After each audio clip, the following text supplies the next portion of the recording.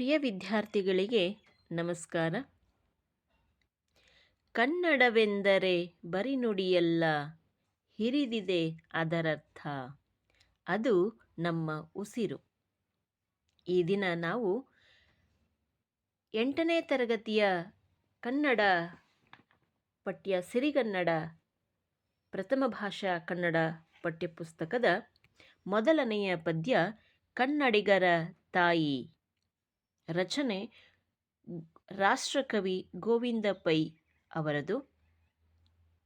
ಈ ಒಂದು ಪದ್ಯ ಕನ್ನಡ ನಾಡು ನುಡಿಯ ವಿಚಾರವಾಗಿ ಯಾವ ರೀತಿಯ ಐತಿಹಾಸಿಕ ವಿಚಾರಗಳನ್ನು ಹೇಳುವ ಪ್ರಯತ್ನವನ್ನು ಮಾಡ್ತಾ ಇದೆ ಅನ್ನೋದನ್ನು ನೋಡ್ತಾ ಹೋಗೋಣ. ಅದಕ್ಕಿಂತ ಮೊದಲು ಕವಿಕೃತಿ ಪರಿಚಯವನ್ನು ನೋಡೋಣ. ರಾಷ್ಟ್ರಕವಿ ಎಂ ಗೋವಿಂದ ಪೈ ಅವರು ಕಾಸರಗೋಡು ಜಿಲ್ಲೆಯ ಮಂಜೇಶ್ವರದಲ್ಲಿ 23/3/1883 ಜನಿಸ್ತಾರೆ. ತಂದೆ ಸಾಹುಕಾರ ತಿಮ್ಮಪ್ಪೈ, ತಾಯಿ ದೇವಕಿಯಮ್ಮ. BA ಪದವಿಯನ್ನು ಪಡೆದಿದ್ದ ಗೋವಿಂದ ಪೈ ಅವರು ದೇಶಿ ಭಾಷೆಗಳಷ್ಟೇ ಅಲ್ಲದೆ ವಿದೇಶಿ ಭಾಷೆಗಳ ಪಾಂಡಿತ್ಯವನ್ನು ಕೂಡ ಹೊಂದಿದ್ದವರಾಗಿದ್ದರು. ಪ್ರಾಸವನ್ನು ಬಿಟ್ಟು ಪದ್ಯ ರಚಿಸಿದಂತಹ ಕನ್ನಡದ ಮೊದಲ ಕವಿ ಶ್ರೇಷ್ಠರು ಅನ್ನುವಂತಹ ಹೆಗ್ಗಳಿಕೆಯು ಕೂಡ ಇವರ ಹೆಸರಿನಲ್ಲಿರ್ತಕ್ಕಂಥದ್ದು.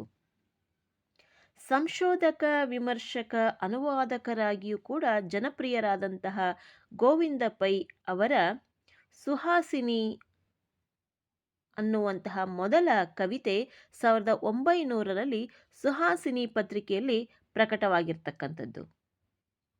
ಅವರ ಕವನ ಸಂಕಲನಗಳು ಈ ರೀತಿಯಾಗಿದ್ದಾವೆ: ಗಿಳಿವಿಂಡು, ನಂದಾದೀಪ ಇತ್ಯಾದಿ. ನವೀನ ಚಂದ್ರಸೇನರ ಬಂಗಾಳಿ ಕೃಷ್ಣ ಚರಿತೆಯ ಗದ್ಯದ ಅನುವಾದವನ್ನು ಮಾಡಿದ್ದಾರೆ. ಸಿಂಗಾಲ ಸುತ್ತ ಭೌತ ಸೂತ್ರಗಳ ಒಂದು ಕನ್ನಡ ಅನುವಾದ. ಇದಿಷ್ಟೇ ಅಲ್ಲದೆ 35 ವೃತ್ತಗಳನ್ನು ಹೊಂದಿರತಕ್ಕಂತಹ ಪ್ರಾಸರಹಿತ ಗೊಮ್ಮಟ ಜನಸ್ತುತಿಯನ್ನು ಕೂಡ ರಚಿಸಿ ಪ್ರಕಟಿಸಿದ್ದಾರೆ.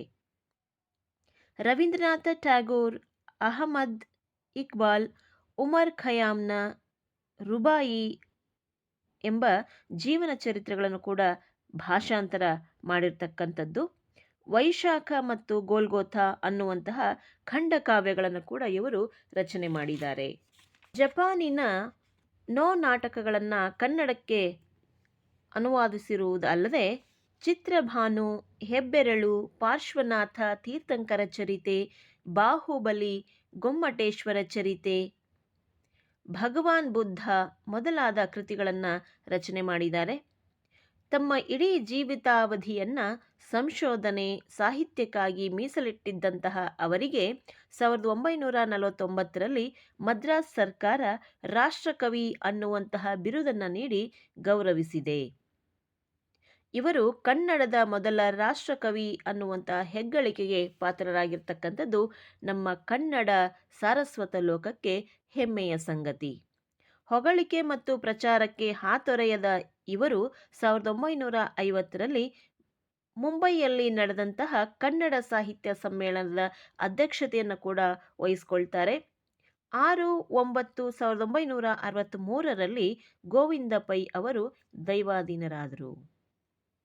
ನಿಮಗೆ ಅಧ್ಯಯನದ ದೃಷ್ಟಿಯಿಂದ ಕೊಟ್ಟಿರುವಂತಹ ಈ ಒಂದು ಪದ್ಯವನ್ನು NS ರಘುನಾಥ್ ಅವರು ಸಂಪಾದನೆ ಮಾಡಿರ್ತಕ್ಕಂತಹ ಶತಮಾನದ ಮಕ್ಕಳ ಸಾಹಿತ್ಯ ಅನ್ನುವಂತಹ ಸಂಕಲನದಿಂದ ಆರಿಸಿ ನಿಮಗೆ ನೀಡಿದ್ದಾರೆ. ಈ ಒಂದು ಪದ್ಯದ ಆಶಯವನ್ನು ನೋಡುವುದಾದರೆ, ಈ ಒಂದು ಪದ್ಯ ಕರ್ನಾಟಕದ ಏಕೀಕರಣದ ಪೂರ್ವದಲ್ಲಿ ಎಲ್ಲರೂ ಒಗ್ಗಟ್ಟಾಗಿ ಕನ್ನಡಕ್ಕಾಗಿ ಹೋರಾಡುವ ಮನೋಭಾವವನ್ನು ಬೆಳೆಸ್ಕೊಳ್ಬೇಕು, ಕನ್ನಡಿಗರೆಲ್ಲ ಒಂದೇ ಅನ್ನುವ ಭಾವವನ್ನು ಬೆಳೆಸ್ಕೊಳ್ಬೇಕು ಅನ್ನೋ ಉದ್ದೇಶದಿಂದ ರಚನೆಯಾಗಿರ್ತಕ್ಕಂಥದ್ದು ಅನ್ನೋದನ್ನು ನಾವಿಲ್ಲಿ ಪದ್ಯವನ್ನು ಓದುವಾಗ ನಮಗೆ ಅರ್ಥವಾಗ್ತಾ ಹೋಗುತ್ತೆ. ಕನ್ನಡ ತಾಯಿ ತನ್ನ ಮುಖವನ್ನು ತೋರುವ ಮೂಲಕ ಕನ್ನಡದ ಮಕ್ಕಳನ್ನು ಒಂದಾಗಿಸಬೇಕು ಅನ್ನುವಂಥದ್ದೇ ಈ ಒಂದು ಪದ್ಯದ ಮುಖ್ಯ ಆಶಯ. ಕನ್ನಡ ನಾಡಿನಲ್ಲಿ ಎಲ್ಲ ರೀತಿಯ ಸಂಪತ್ತು ಇದೆ. ಯಾವ್ಯಾವ ರೀತಿಯ ಸಂಪತ್ತು ಅನ್ನೋದನ್ನು ಪದ್ಯದ ಪ್ರತಿಯೊಂದು ಹಂತದಲ್ಲೂ ನಮಗೆ ಹೇಳ್ತಾ ಹೋಗ್ತಾರೆ. ಅದು ಪ್ರಾಕೃತಿಕವಾಗಿ, ರಾಜಕೀಯವಾಗಿ, ಧಾರ್ಮಿಕವಾಗಿ, ಐಕ್ಯತೆಯ ದೃಷ್ಟಿಯಿಂದಲೂ ಕೂಡ ನಾವು ಸಂಪದ್ಭರಿತರಾಗಿದ್ದೇವೆ ಅನ್ನುವುದು ನಮಗೆ ಗೋಚರಿಸ್ತಾ ಹೋಗುತ್ತೆ. ಹೀಗೆ ಗೋಚರಿಸುವಾಗ ಮಾತ್ರ ಕನ್ನಡ ತಾಯಿಯ ಕೀರ್ತಿ ಜಗತ್ತಿನಾದ್ಯಂತ ಪಸರಿಸೋದಕ್ಕೆ ಸಾಧ್ಯ. ನಾವು ಹೇಳಿಕೆಯಲ್ಲಿ ಮಾತ್ರ ಅಲ್ಲ, ರಚನೆಯಲ್ಲಿ ಮಾತ್ರ ಅಲ್ಲ, ಕನ್ನಡಿಗರು ಸಹೃದಯರು ಅನ್ನೋದನ್ನು ನಾವು ನಿರಂತರವಾಗಿ ಅದನ್ನು ಬೆಳೆಸ್ಕೊಳ್ತಾ ಹೋದಾಗ ಜಗದ್ವಿಖ್ಯಾತಿಯನ್ನು ಪಡಿತಾ ಹೋಗ್ತೀವಿ ಅನ್ನುವುದು ಕವಿಯ ಭಾವ. ಅದಕ್ಕಾಗಿ ಕನ್ನಡ ತಾಯಿ ಎಲ್ಲರ ನಡೆ ನುಡಿ ಆಚಾರ ವಿಚಾರಗಳಲ್ಲಿ ನೆಲೆಸಬೇಕು ಅನ್ನುವುದು ಕನ್ನಡ ತಾಯಿಯ ಆಸೆಯೂ ಹೌದು, ಕವಿಯ ಆಸೆಯೂ ಕೂಡ ಹೌದು. ಕನ್ನಡ ತಾಯಿ ಜನ್ಮದಾತೆಗೆ ಸಮಾನವಾಗಿರ್ತಕ್ಕಂಥದ್ದು ಅನ್ನೋದನ್ನು ನಾವು ಅರ್ಥ ಮಾಡ್ಕೊಳ್ಬೇಕು. ಜೊತೆಗೆ ಅವಳ ಹರಕೆ ಹಾರೈಕೆ ನಮ್ಮನ್ನು ರಕ್ಷಣೆ ಮಾಡುವ ಶ್ರೀರಕ್ಷೆಯಾಗಿ ನಿಲ್ಲುತ್ತೆ. ಕನ್ನಡಿಗರಿಗೆ ಕನ್ನಡವೇ ಉಸಿರಾಗಬೇಕು. ಕನ್ನಡಿಗರ ಧಮನಿಗಳಲ್ಲಿಯೂ ಕೂಡ ಕನ್ನಡವೇ ಉಸಿರಾಗಬೇಕು. ಕನ್ನಡ ನಾಡು ನುಡಿಯ ಶ್ರೇಷ್ಠತೆ, ಭವ್ಯ ಪರಂಪರೆ, ಇತಿಹಾಸ, ಪ್ರಾಕೃತಿಕ, ಸಾಹಿತ್ಯಿಕ, ವಾಸ್ತುಶಿಲ್ಪಗಳ ಭವ್ಯತೆಯಿಂದ ಇಡೀ ಜಗತ್ತಿನ ಎಲ್ಲೆಡೆ ಅದು ಹರಡಬೇಕು ಅನ್ನುವುದು ಕವಿಯ ಮತ್ತು ಕನ್ನಡಿಗರ ಆಶಯವೂ ಹೌದು ಅಂತಕ್ಕಂಥದ್ದು.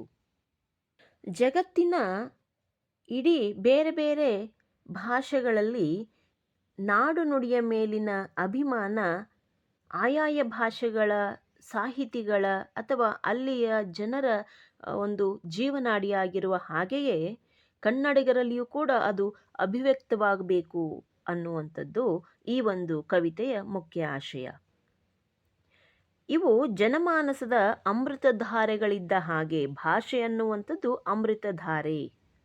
ನಾಡು ನುಡಿಯ ಆತ್ಮಾಭಿಮಾನದಿಂದ ಕೂಡಿದ ದೇಶಾಭಿಮಾನ ನಾಡಿನ ಏಳಿಗೆಗಾಗಿ ದುಡಿಯುವಂತಹ ನಮ್ಮೆಲ್ಲರನ್ನ ಪ್ರೇರೇಪಿಸುವಂತಹ ಒಂದು ಮೂಲವೇ ಭಾಷಾ ಪ್ರೇಮ ಅಂತಕ್ಕಂಥದ್ದು. ಭವ್ಯ ಪರಂಪರೆಯನ್ನು ಹೊಂದಿರುವಂತಹ ಕರುನಾಡು ಅನೇಕ ಪ್ರಾಂತ್ಯಗಳಲ್ಲಿ ಹರಿದು ಹಂಚಿ ಹೋಗಿದ್ದಂತಹ ಕಾಲಘಟ್ಟ ಆ ಒಂದು ಏಕೀಕರಣದ ಕಾಲಘಟ್ಟ.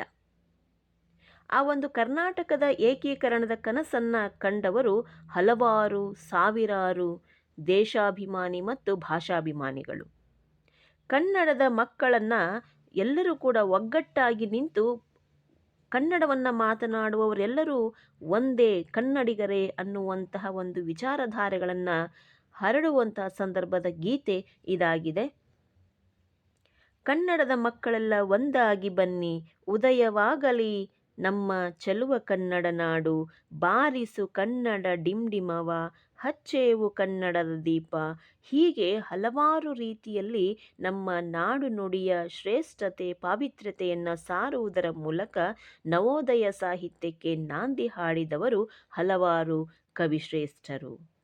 ಜೊತೆಗೆ ಕನ್ನಡಿಗರನ್ನು ಒಗ್ಗೂಡಿಸುವಂತಹ ಕಾರ್ಯದಲ್ಲಿ ತೊಡಗಿ ತಮ್ಮನ್ನು ತಾವು ಕರುನಾಡಿಗೆ ಅರ್ಪಿಸಿಕೊಂಡು ರಚನೆಯ ಮೂಲಕ ಅವರ ಭಾಷಾಭಿಮಾನವನ್ನು ಬರಲಿ ನಮ್ಮ ಕನ್ನಡ ಸಾಹಿತ್ಯದ ಕವಿಪುಂಗವರು ಅತ್ಯಂತ ಅಗ್ರಮಾನ್ಯರಾಗಿ ನಿಲ್ತಾರೆ. ಈ ಎಲ್ಲ ವಿಚಾರಗಳನ್ನ ಹೇಳುವ ಪ್ರಯತ್ನವನ್ನು ಈ ಒಂದು ಕವಿತೆ ನಮಗೆ ಮಾಡ್ತಾ ಹೋಗುತ್ತೆ.